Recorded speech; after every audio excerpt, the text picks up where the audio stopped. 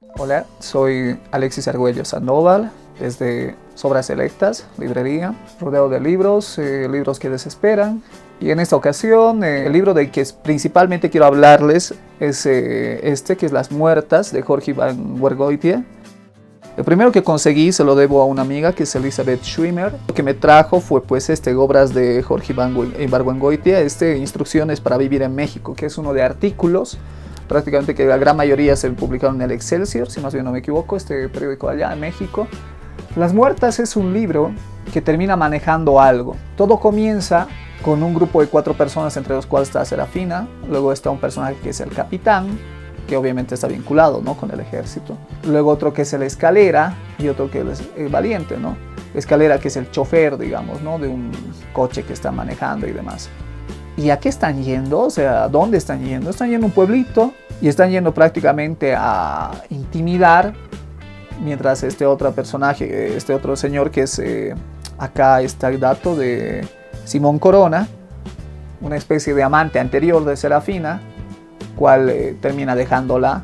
Reconocen al tipo anteriormente de haberlo investigado y demás, y terminan baleando, ¿no?, el lugar en el que está. Lo chistoso es de que ahí se sale un poco de control todo, porque comienzan ya las investigaciones, ¿no?, de a qué se ha debido esto. Y bueno, se termina descubriendo más cosas respecto a Serafina, respecto a las hermanas Baladro. Y bueno, son prácticamente, en este caso se ven metidas las hermanas Baladro, ¿no?, que eran conocidas como las Poquianchis. Y sucede que ambas tenían prácticamente una especie de burdel, o sea, habían comenzado y reclutando gente.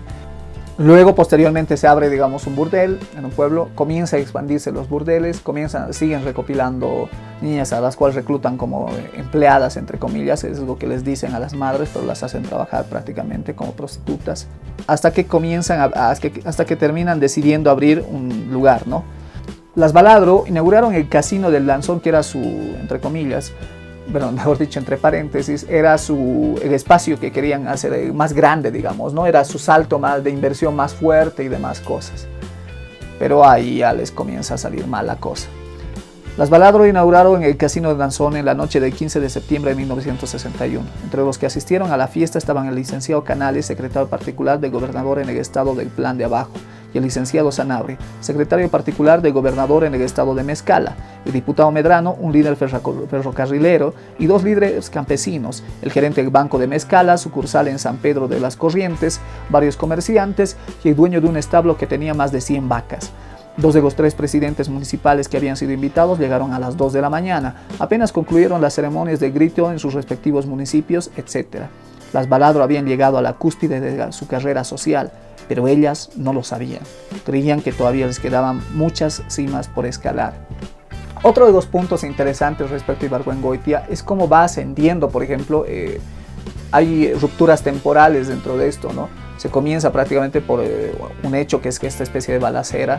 Posteriormente recién se comienza con esto de lo que son las pesquisas, pero durante esto se está contando qué está aconteciendo desde el principio, ¿no? A las 12 de la noche la fiesta empezó a tardecita. Se abrió la vidriera del balcón y en él aparecieron Arcángela con una campana en la mano y el licenciado Canales con la bandera nacional. Arcángela, la hermana de Serafina, de quien les hablaba anteriormente, tocó la campana para llamar la atención y los que estaban abajo aplaudieron. Cuando hubo silencio, el licenciado Canales agitó la bandera y gritó lo siguiente: ¡Viva México! ¡Viva la independencia nacional! ¡Vivan los héroes que nos dieron libertad! ¡Vivan las hermanas Baladro! ¡Viva el casino del Danzón! Los que estaban abajo contestaron con un griterío apoyando al licenciado Canales. Arcángela, dicen, cogió la campana con ambas manos y volvió a repicar. Ese fue el primer incidente. El diputado Medrano y uno de los líderes campesinos consideraron que los vivas a los héroes y las hermanas Baladro constituían una mezcla blasfema y fueron con el chisme al gobernador Cabañas, quien inmediatamente retiró su amistad y quitó el empleo al licenciado Canales, cortando así el único apoyo que tenían las Baladro en el Palacio de Gobierno del Plan de Abajo. Bueno, esto ya es, por ejemplo, qué sucede, porque posteriormente incluso hay 2 tipos que están bailando en esta fiesta, digamos, de inauguración y todo eso, pero lo ponen en ridículo, ¿no? Y es alguien que posteriormente puede terminar salvándolas, haciendo de que abran otros casinos, porque cierran pero ellas intentan abrir otros y demás cosas, pero esta persona que se siente aludida, pues porque pasa por sus manos meter una firma, niega y les va negando y es muy hermoso. Pues luego más adelante lo que sucede es que con las prostitutas es que, bueno, pues cierran este lugar que han gastado muy buena parte de su dinero y comienzan pues a desgastarse y demás. Es hermoso porque igual se nota cómo el mismo espacio que termina siendo esta especie de casino termina degradándose como si hubiera pasado una especie de holocausto por ahí, bueno, o mejor dicho, un bombardeo por ahí, o como si, bueno, pues hubieran pasado 100 años en meses, ¿no? Les piden que cierren, está precintado el lugar, no les queda de otra más que moverse de un lado a otro. Y bueno, estas hermanas lo que hacen es llevarse consigo, ¿no?, a las prostitutas, alimentarlas, tratar de hacer de que coman lo menos posible, vender a una parte incluso para otro casino y demás cosas de la competencia, pero deciden no vender a todas porque quieren retomar el negocio. Y este empecinamiento es hermoso. ¿Por qué? Porque en realidad, como les hablaba hace un rato de los ciclos de vida, tienen que ver con esto, ¿no? Cuando alguien se termina empecinando, pero a veces las señales son tan claras, pero que uno prefiere terminar muriendo dentro del mismo barco, ¿no? A partir de una metáfora ya muy gastada, ¿no? Hundirse como el capitán, ¿no?, con su mismo barco. Posteriormente, al trasladar a estas niñas, lo que sucede es que pues se les hace cada vez más difícil, el dinero se les complica, prefieren hacerlas trabajar, ya no pueden, o sea, deciden volver, por ejemplo, a este casino precintado y vivir ahí. Y comienza, por ejemplo, la destrucción del lugar. ¿Por qué? Porque abren una especie de puerta, porque no pueden utilizar las puertas, utilizan la casa de la vecina para entrar, porque inicialmente saltaban el lugar para ir a hacer compras, etc. Pero luego piensan de que ya es inútil hacer eso.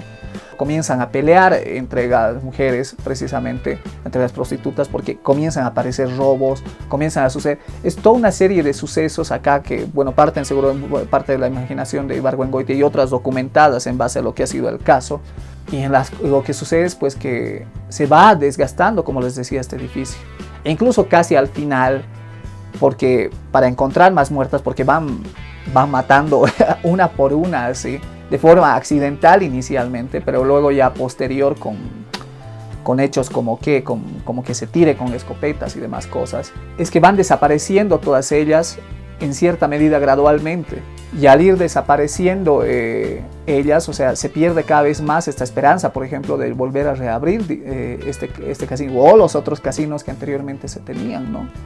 Y hay una parte hermosa acá, casi al final, en la cual, por ejemplo, se parte de lo siguiente, ¿no? ¿Sospecha usted de alguien que pueda ser el autor de este ataque?, preguntó el agente del Ministerio Público de Salto de la Tuxpana a Simón Corona, bueno, el balaceado que les dije anteriormente, que estaba vendado y recostado en una cama del puesto de socorros. Simón contestó sin titubear que de Serafina. Al pedirle al agente las señas de la presunta culpable, Simón dio la dirección de la casa del molino porque no sabía de la existencia del casino del Danzón. A partir de ese momento, la averiguación sigue rutas burocráticas, se convierte en papeles que se quedan días enteros en cajón de un escritorio, que se multiplican, que regresan al punto de partida, que salen reexpedidos, que llegan a otra oficina, que se quedan otros días en el cajón de otro escritorio. En este caso, no sabe uno de qué admirarse más, si de la tortuosidad o de la infalibilidad de la justicia. El trámite burocrático culmina cuando llega a las manos del inspector Teodoro Cueto, de la policía de Concepción de Ruiz, en forma de un papel que dice: sírvase poner a disposición de la Procuraduría del Estado de Mezcala a la señora Serafina Baladro Juárez, etc. Lo primero que hizo el inspector al recibir esta orden fue entrevistarse con el capitán Bedoya en la cantina del Hotel Gómez. El inspector Cueto niega haber tenido esta entrevista. El capitán Bedoya, en cambio, describe lo que dijo en ella de la manera siguiente: me dijo que me avisaba que le había llegado orden de aprender a Serafina, por lo que era prudente que ella pusiera sobre aviso a su abogado. Yo le dije que no entendía por qué había orden de aprehensión contra Serafina, ni menos por qué ella había de necesitar abogado. El inspector me dijo entonces que había ocurrido una balacera en el Salto de Tuxpana y que el nombre de ella aparecía en las actas. Al oír esto, yo contesté: le juro a usted, inspector, como oficial de ejército mexicano y por el honor de mi santa madre, que Serafina no conoce a nadie en el Salto de la Tuxpana, ni ha estado en ese pueblo, ni sabe dónde está y es posible que ni se imagine que existe. El inspector me dijo que me agradecía mi sinceridad, que estaba seguro de que sobre la cabeza de Serafina no pesaba ningún delito. Sin embargo, iba a tener que aprenderla. Yo entonces le di las gracias por haberme dado el pitazo. Él agregó que, de acuerdo con las instrucciones que tenía, su obligación era romper al día siguiente los sellos del casino del Danzón y revisar el interior del local. Me dijo que tenía la seguridad de encontrar todo en orden. Yo le dije que no tuviera pendiente, que todo estaba en orden. Dicho lo cual, nos despedimos. Se despidieron y el capitán Bedoya se fue lo más pronto que pudo al casino. La noticia, como es natural, causó consternación. Dice la calavera que Arcángela recriminó a Serafina. Por egoísta, por buscar nomás tu venganza, parece que le dijo. Nos hundiste. Serafina contestó, ¿qué culpa tengo de haber nacido apasionada?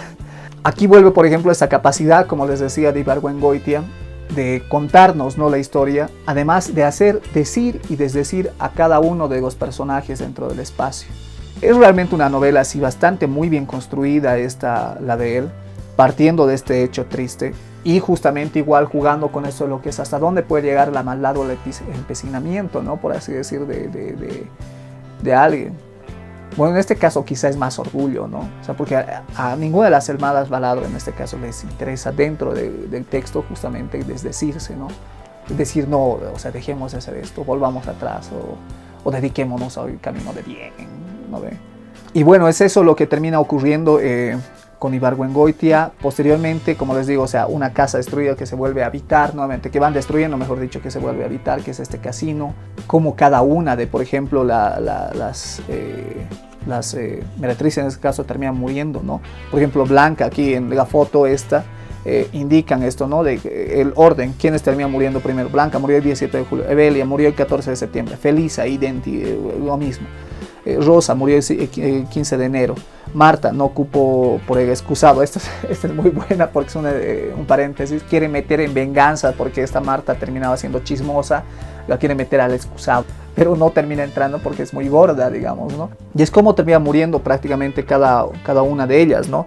Blanca, la historia de Blanca es, por ejemplo, muy triste en este sentido porque es una de las primeras a morir. Blanca, que extrañamente era de piel negra y demás. Y bueno, era una de las más codiciadas de todas estas por los hombres que acudían precisamente al lugar, pero que bueno, pues de repente, o sea, comienza así, se enferma, ¿no?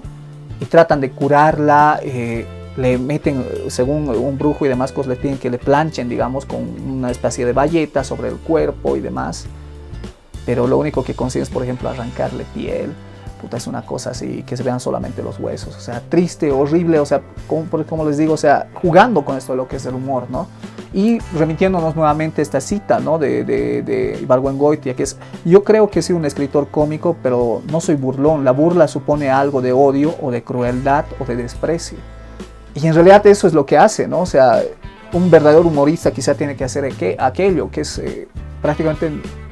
en realidad darnos motivos para reírnos de nosotros mismos, de los círculos a los que pertenecemos, al oficio al que pertenecemos y a los que a veces terminamos remitiéndonos como si estuviéramos afiliados a un sindicato, ¿no? Totalmente, y que no podemos decir nada porque nos vamos a pisar la cola entre todos, ¿no? Y no, en realidad el humorista lo que tiene que hacer es partir más que de burlarse de un individuo, de la sociedad y de uno mismo, ¿no? En este caso, que es otra de las cosas que le encantaba hacer precisamente Ibargüengoitia, y como les decía, en la ley de Herodes igual uno puede identificar aquello, ¿no?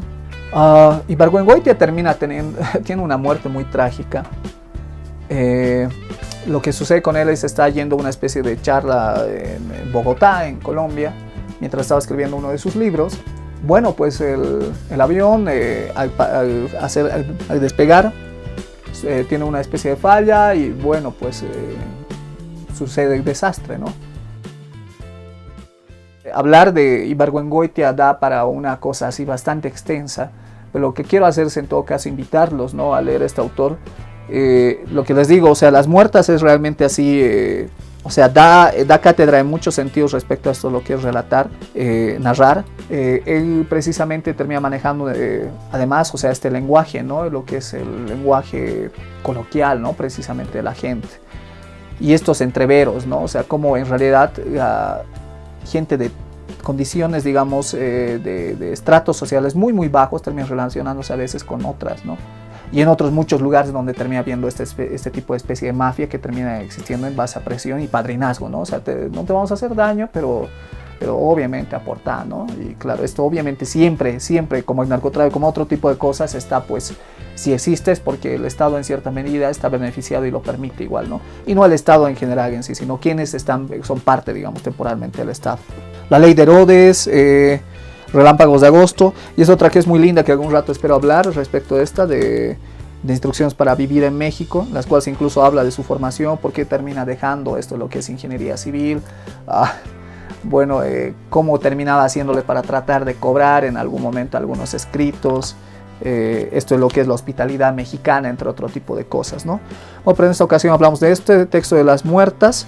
Bueno, basado en un hecho justamente real, podría entenderse este texto incluso como una crónica, que es lo que más terminó haciendo en realidad Ibargüengoitia, si lo pensamos bien.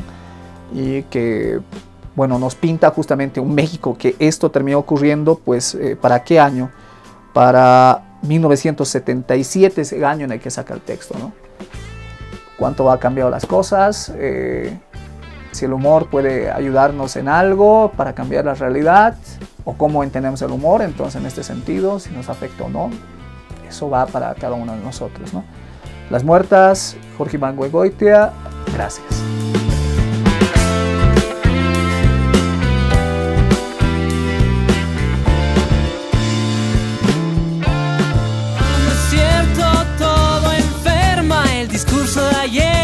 Fue un poema que te dieron a ti para callar y dejarlos pasar sin divulgar.